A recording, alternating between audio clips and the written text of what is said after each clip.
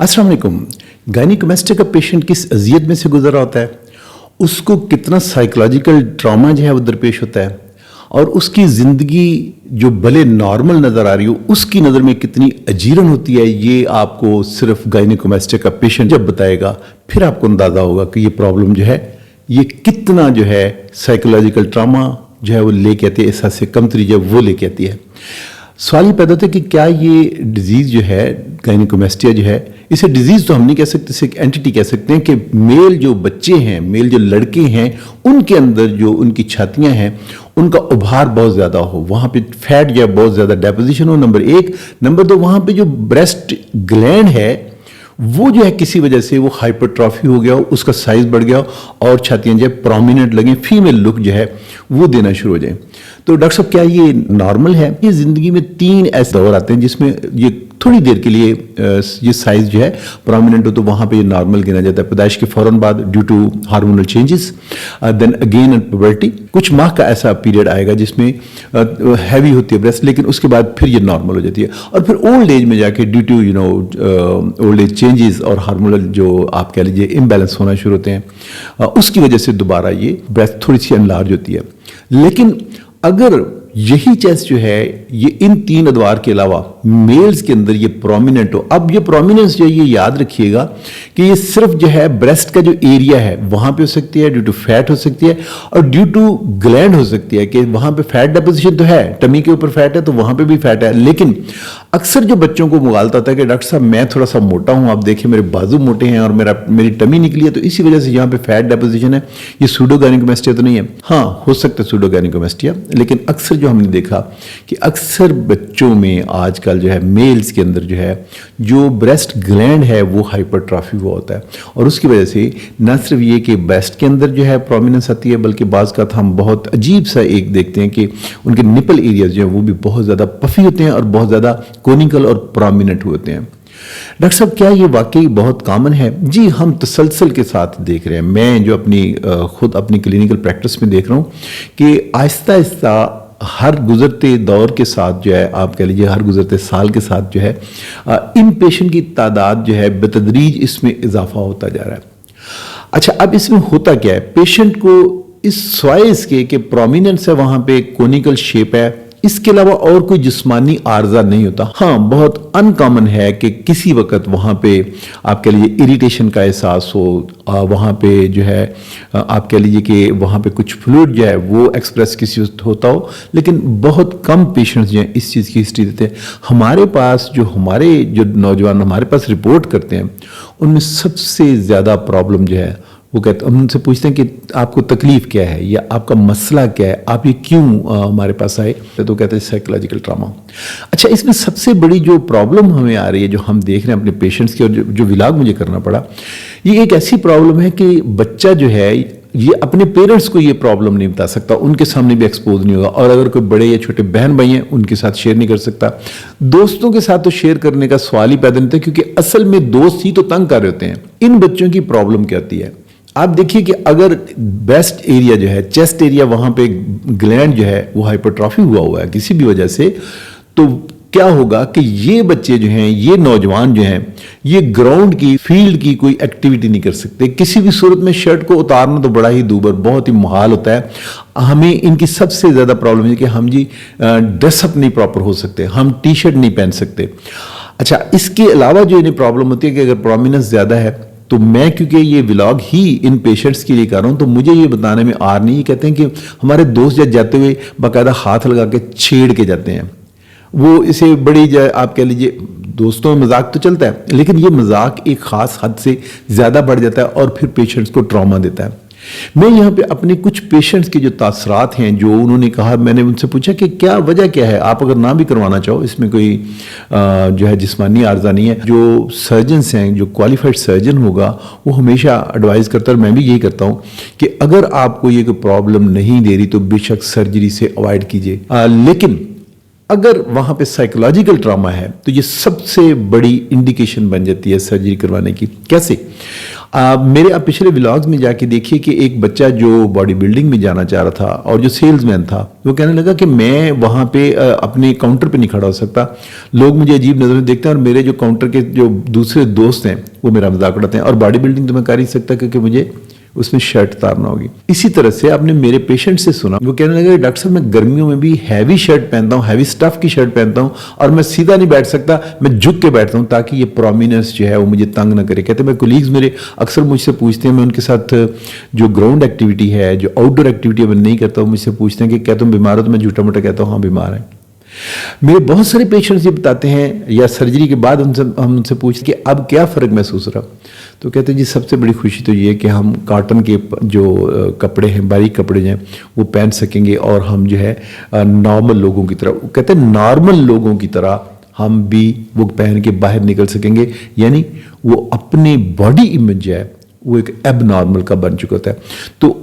میرے اور آپ کے کام کرنے کے لیے جو ایک آپ کہہ لیجیے ہمیں اندر سے جو بوسٹ, جو موٹیویشن ملی ہوتی ہے, وہ باڈی امیج کی بھی ہوتی ہے. تو اگر سائیکولوجیکلی کہیں میرا جو امیج, باڈی امیج میرے اپنے دماغ میں وہ ٹھیک نہیں بنا ہوا, تو یہ ریزن ہوتی ہے جو سائیکولوجیکل ٹراما جو ہے بنا رہی ہوتی ہے. میرے ایک پیشنٹ نے یہ بھی مجھے بتایا, میں یہ پہلے بھی ذکر کر چکا ہوں, کہنے لگا کہ میرے اپنے بچے, ظاہر سی بات ہے بچوں نے طنز تو نہیں کرنا تھا, لیکن بچے معصوم ہوتے ہیں, اور وہ بچے چھوٹے تھے 2-3 سال کے, انہوں نے کہا کہ بابا کے جو ہے بریسٹ ایریا بہت بڑے بڑے. تو مجھے اس کے الفاظ یاد ہیں, مجھے اس کی کیفیت یاد ہے. کہنے لگا ڈاکٹر صاحب میں نے 18 سال اذیت کے گزارے ہیں. اسی طرح سے میرے پاس اسٹوڈنٹ آئے تو مجھے آ کے کہنے لگا, میں نے اس سے پوچھا تو وہ صحیح طرح سے بیان نہیں کر پایا, ذرا تکلیف ہے تو ذرا سی سرجری. تو میں نے اس کے ساتھ گپ شپ لگائی, جب وہ کمفرٹیبل ہو گیا تو میں نے کہا ذرا سی تکلیف ہے تو اسے رہنے دو, تو ذرا سی سرجری تو کوئی ہوتی نہیں. کہنے لگا ڈاکٹر صاحب سمجھ ہی نہیں آتی کہ بتائیں کیسے, میں تو آپ نے میرے ساتھ باتیں کی تو میں کمفرٹیبل ہوں, ہم تو ڈاکٹروں کے پاس جاتے ہوئے بھی پریشان ہوتے ہیں, گھبراتے ہیں. اور جب میں نے اس کا ایگزامن کیا تو واقعتاً میں دیکھ کے خود بھی تھوڑا سا پریشان ہوا کہ اس کی بالکل جو ایک فیمیل بریسٹ کی جو لک ہے وہ تھی, اور میں اندازہ کر سکتا تھا کہ یہ بچہ جو کالج میں پڑھتا ہے, اور اسی طرح سے ایک دوسرا بچہ یونیورسٹی کا, ابھی ریسنٹ جو ہے ہم نے اسے آپریٹ کیا, وہ کہنے لگا کہ ہم جو ہے اپنے اسٹوڈنٹس کے ساتھ جو ہے بات چیت کرتے ہوئے بہت زیادہ عدم تحفظ کا احساس ہوتا ہے کہ مبادہ کے وہ پرومیننس جو ہے وہ سامنے ہے, اور وہ ہمیں چھیڑ نہ دیں یا ہمارا مذاق نہ اڑائیں.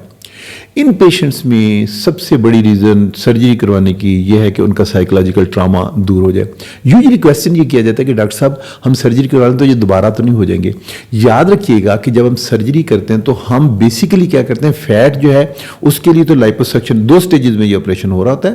پہلی سٹیج میں جو ارد گرد جو فیٹ ہے, کیونکہ قدرت نے اسے سارا ایک کرویچر جو ہے, ایک جو آپ کہہ لیجیے شیپ اپ کرنا ہوتا ہے, تو ارد گرد فیٹ بھی جمع ہوگی, تو جو ایکسیسو فیٹ ہے اسے ہم لائپوسکشن کے ذریعے وہ فیٹ کو ریموو کر لیتے ہیں. اب جو وہاں پہ گلینڈ ہے اس کو سرجیکلی ریموو کیا جاتا ہے, اور